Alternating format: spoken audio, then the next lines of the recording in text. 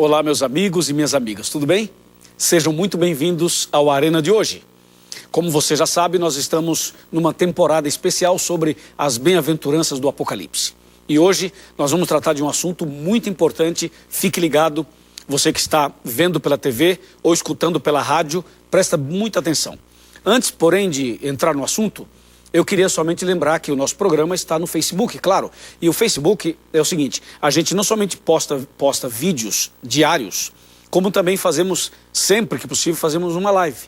Onde eu estiver pregando, por exemplo, a gente transmite. Então isso é muito bom. Recentemente eu estive em Washington e eu fiz uma semana ali com o Quarteto Arautos do Rei e nós transmitimos pelo Face do Arena. E durante a semana tivemos 1,5 milhão de pessoas que acompanhou essa programação. Então eu queria que você nos ajudasse, não só seguindo o programa no Face, mas também multiplicando, compartilhando tudo, para que a gente possa ir mais longe e levar salvação para mais pessoas. No Twitter, o Twitter, embora muitas pessoas não usam mais, mas tem um grupo que ainda usa. Então nós estamos lá no Twitter, @Arena do Futuro. Agora o Instagram sim, @Arena do Futuro é o nosso Instagram. E um detalhe, se você quer fazer um curso bíblico, uma sequência, quer fazer uma série completa, nós temos tudo isso no YouTube para você. Você entra youtube.com/Pastor Luiz Gonçalves. Ali você tem todo o material que nós disponibilizamos aqui e é de graça. Você assiste, você baixa, você compartilha, você envia. É uma forma muito tranquila de ajudar uma pessoa a conhecer a palavra de Deus. Está bem? Outro detalhe importante. Nós estamos não só pela TV, estamos na rádio. E aqui vai meu abraço para o pessoal da rádio, toda a rede de rádios Novo Tempo. E um detalhe importante também. Eu tenho viajado por todo o Brasil e por toda a América do Sul. E aqui vai um abraço muito especial para você do Centro-Oeste. Para você de Brasília, Goiânia, Mato Grosso do Sul. Para você de Tocantins. Para você de toda a região do Centro-Oeste. Também vai um abraço especial para você do Norte, Nordeste. Para você do Sul. E para você do Rio de Janeiro e também de São Paulo. Ok? É com carinho que a gente manda esse abraço. E agora, nós vamos ao tema de hoje. Vamos falar sobre a terceira bem-aventurança. E nós vamos dividir esse programa em 2, para que você entenda bem a palavra de Deus. Prepare o seu coração.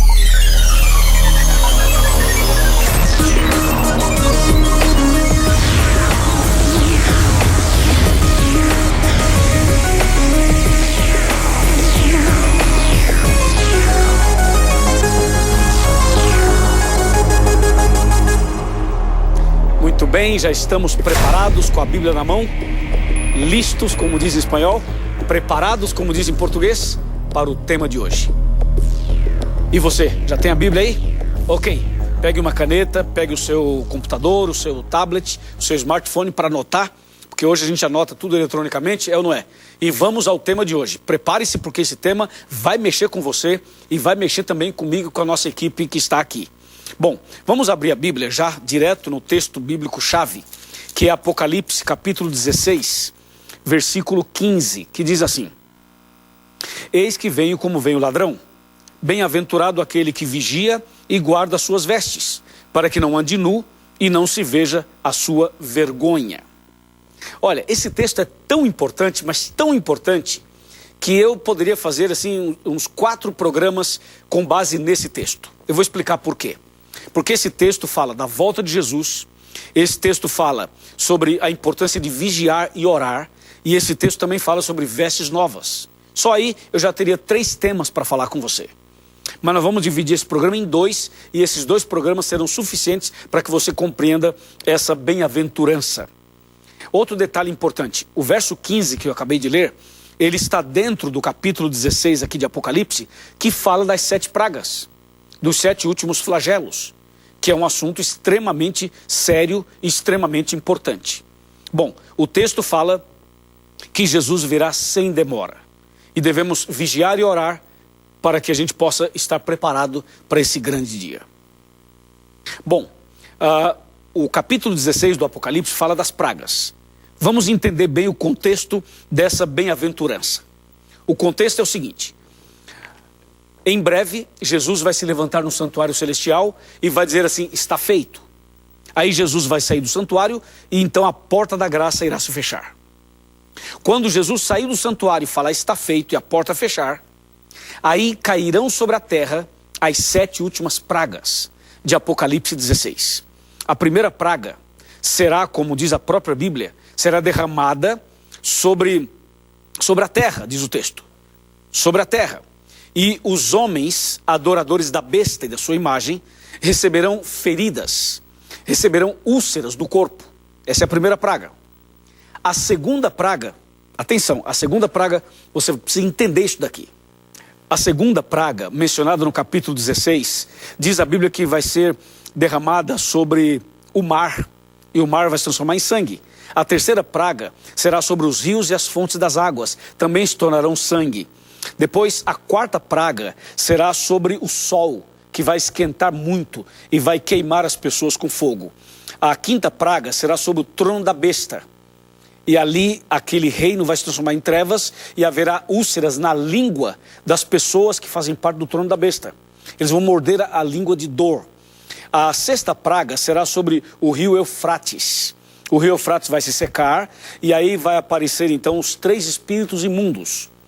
Um da boca do dragão, outro da boca da besta, outro da boca do falso profeta.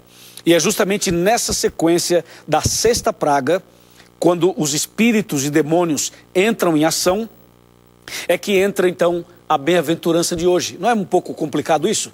Por isso que eu fiz questão de repassar as pragas, rapidinho. Só para você entender que quando diz assim, eis que venho sem demora, ou eis que venho como vem o ladrão, bem-aventurado quem vigia e guarda as suas vestes, essa frase, que é positiva, ela faz parte da sexta praga.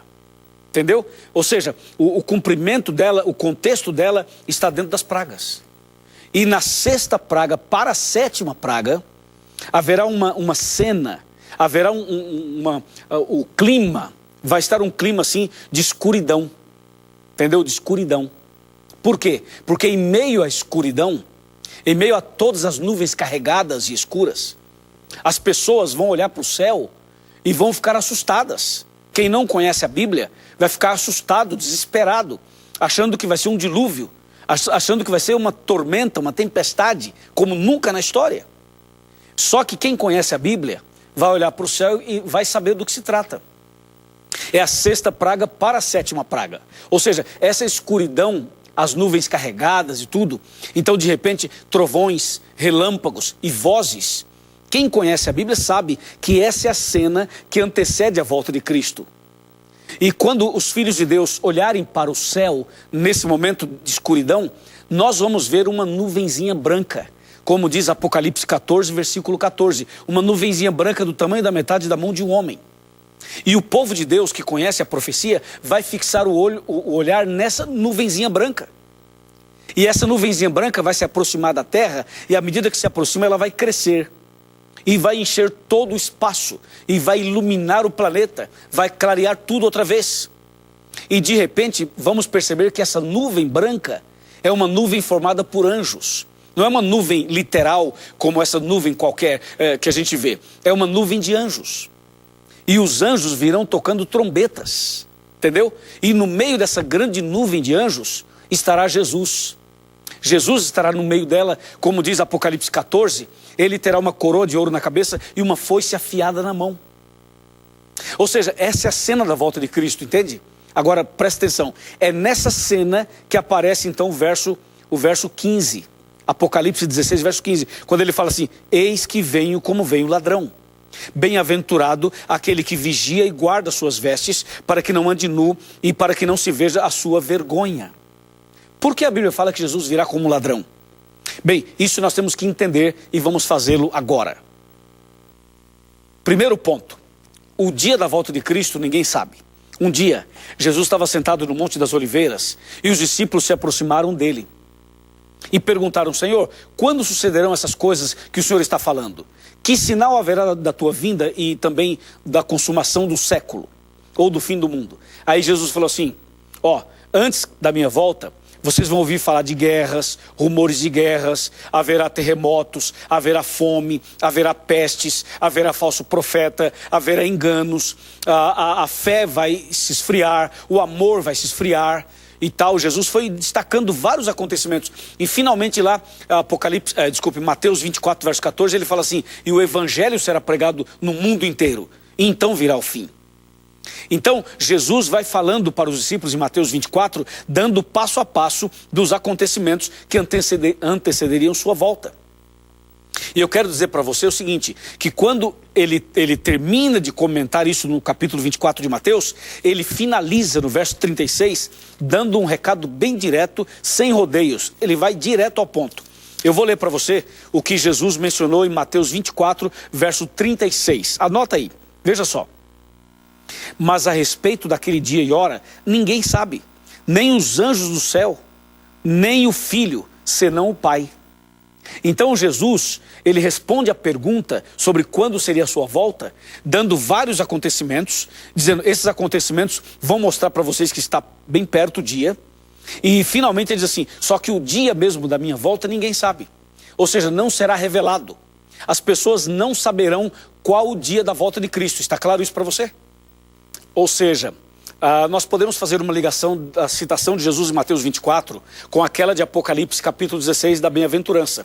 O detalhe é o seguinte, Jesus não disse quando viria, ele disse que viria, ele disse que vai voltar, nós cremos na volta dele, mas a verdade é que ninguém sabe o dia nem a hora.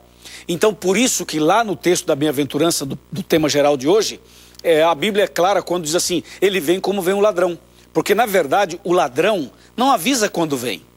Ele simplesmente vem, entendeu? Agora entende uma coisa, você não sabe o dia que o ladrão vai invadir sua casa ou vai abordar uma pessoa. Então, qual é o procedimento que normalmente nós temos que ter? Manter a casa bem fechada, as portas, as janelas. Muitas pessoas colocam alarmes, não é? Muitas pessoas colocam vigias, colocam uma portaria, uma guarita ali, para ter uma certa segurança. Porque ninguém sabe que hora vem o ladrão. Então Jesus está dizendo o seguinte, assim como o ladrão não avisa quando vem, a minha volta também, vocês não vão saber o dia. Eu quero que vocês estejam preparados. Jesus quer que nós estejamos atentos, vigilantes, para que a gente não seja pego de surpresa. E por que Jesus faz isso? Seria uma maldade de Jesus? Seria uma estratégia um pouco estranha de Jesus? Não, não é nada disso. Não é maldade de Jesus, ele não tem maldade.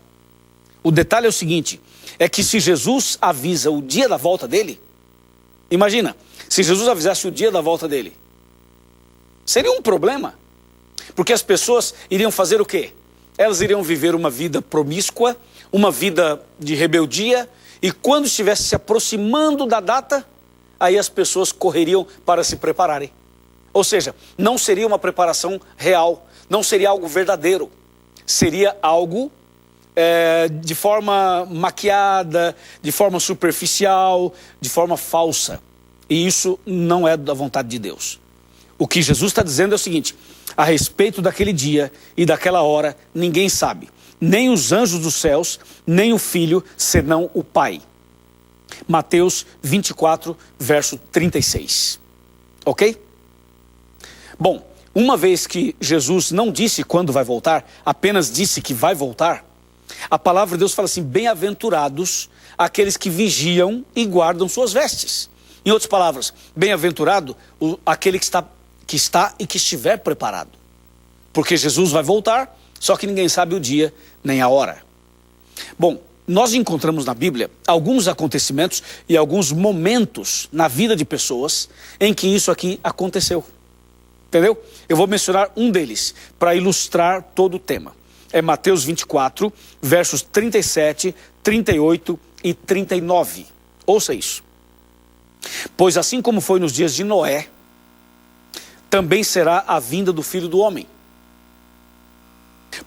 Porquanto, assim como nos dias anteriores ao dilúvio, comiam, bebiam, casavam e davam-se em casamento, até o dia em que Noé entrou na arca. E não perceberam, senão quando veio o dilúvio e os levou a todos. Assim será também a vinda do Filho do Homem. Uau! O que você achou disso? Entendeu o que o texto de Apocalipse está falando? Lá está falando que Jesus virá sem avisar como ladrão. A mesma coisa aconteceu no dilúvio. Noé construiu uma arca durante muito tempo, ele construiu essa arca. Enquanto construía a arca, ele dava uma mensagem para as pessoas. A própria construção da arca já era uma mensagem. Só que as pessoas não acreditaram. As pessoas duvidaram, zombaram de Noé. Até que finalmente ele entrou na arca com a sua família. E as pessoas continuaram zombando, porque o dilúvio não veio no mesmo dia que ele entrou na arca.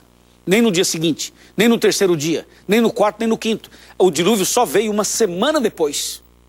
E Noé estava dentro da arca com a sua família e com os animais. E as pessoas lá fora dizendo, tá vendo? O dilúvio não vem.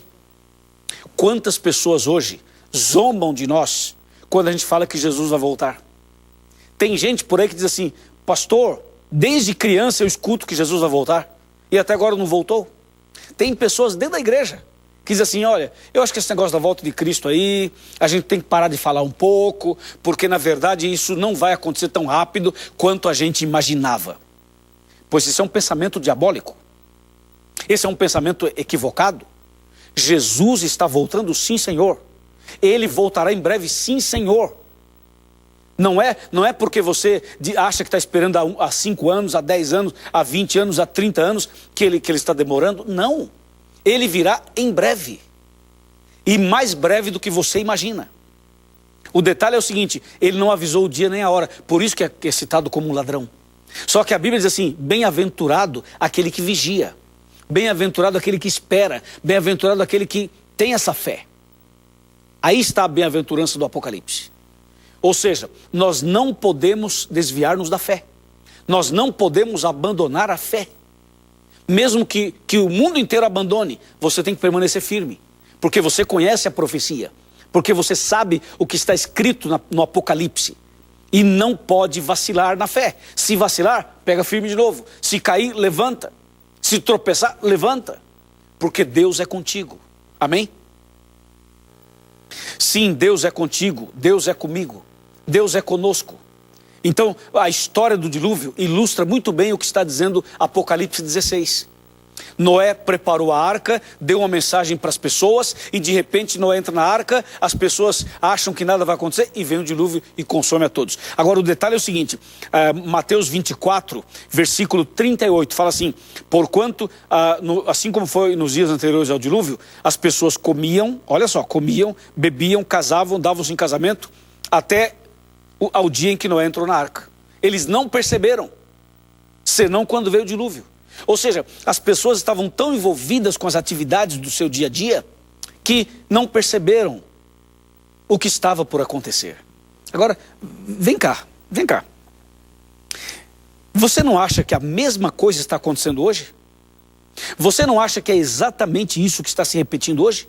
Eu não acho, não, eu tenho certeza.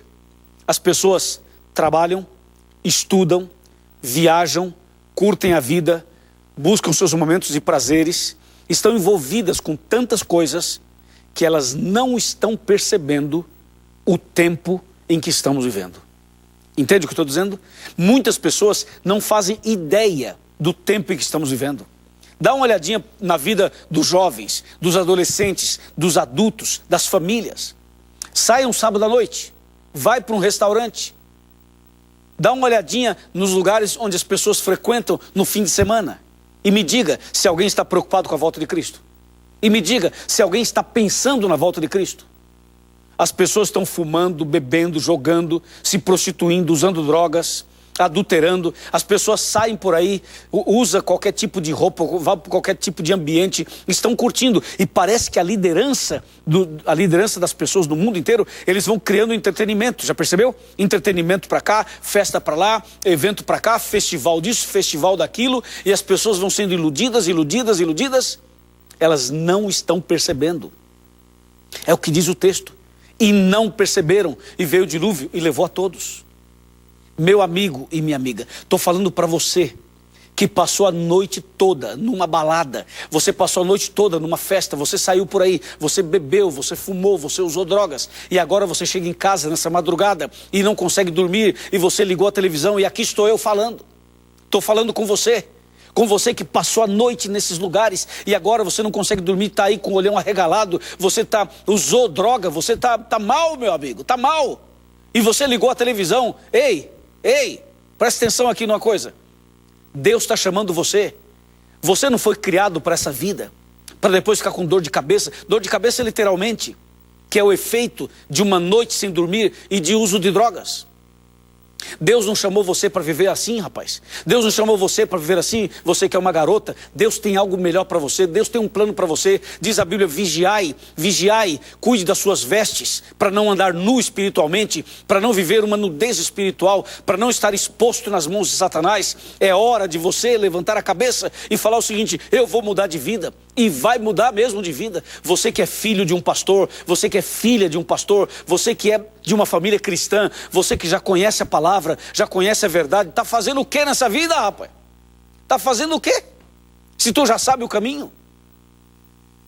Essa vida aí não preenche o vazio do teu coração, jamais irá preencher, e você sabe o que eu estou falando. Você pode discutir comigo à vontade, pode conversar comigo, vem, vamos conversar. Podemos discutir a hora que você quiser. Você e eu sabemos que isso não preenche o vazio do seu coração. Deus está dizendo o seguinte: bem-aventurado aquele que vigia e guarda as suas vestes. Está na hora de vigiar, meu amigo. Está na hora de ler mais a Bíblia. Está na hora de orar mais. Está na hora de parar com esses pensamentos estranhos e tomar uma decisão. Cria coragem, rapaz, e vai para a igreja.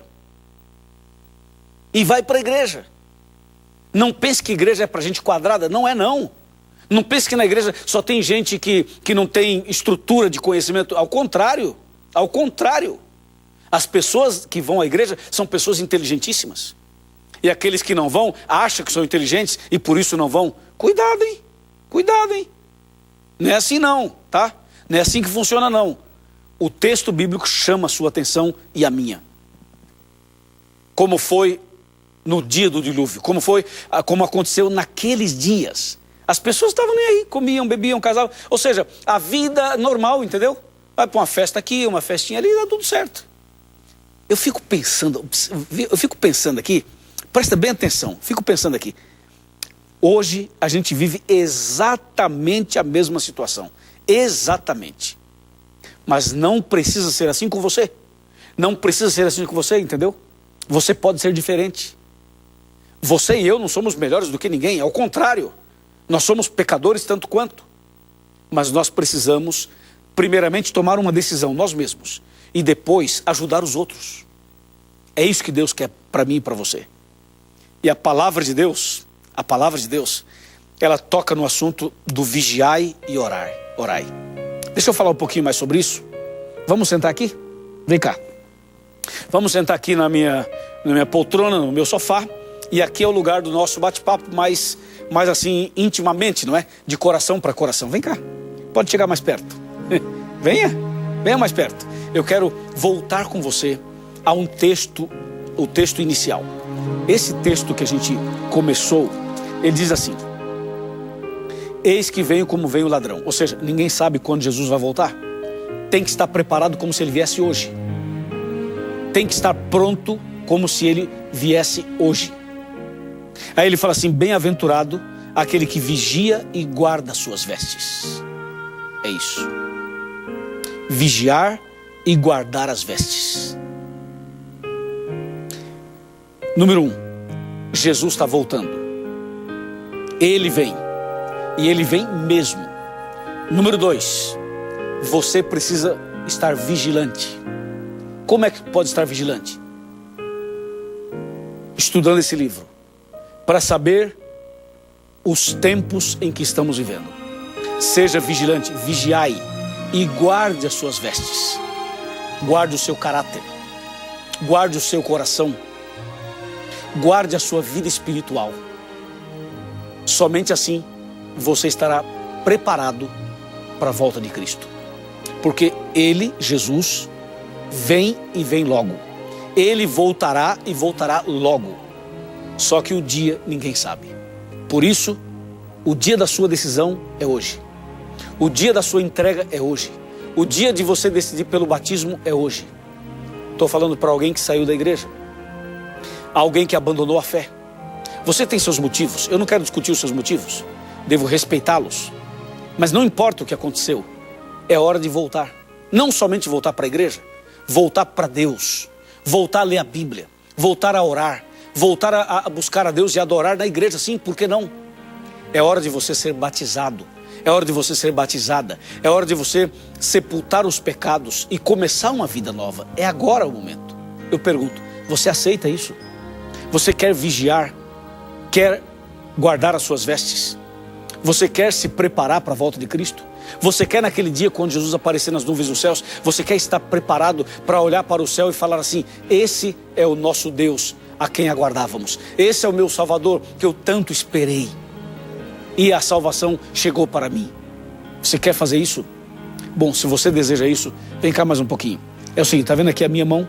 Eu vou estender a minha mão, porque eu sou o seu pastor. Eu sou o seu pastor. Me escuta, tá? Me escuta, viu? Eu sou o seu pastor.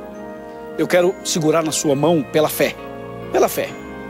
Na verdade, quem vai segurar na sua mão é Deus.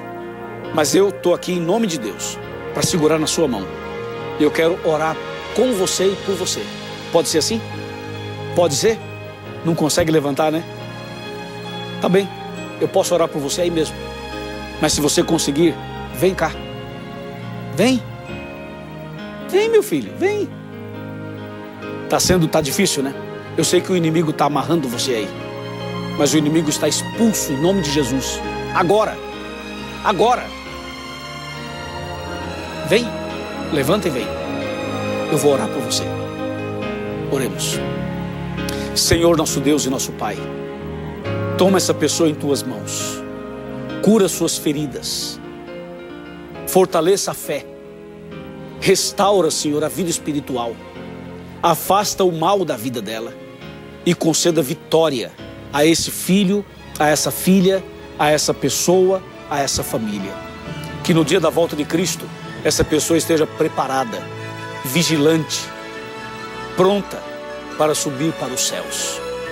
Aqui pela fé estou segurando nas mãos dessa pessoa e o Senhor está segurando em nossas mãos. Por favor, Senhor, dá-nos essa vitória em nome de Cristo Jesus. Amém.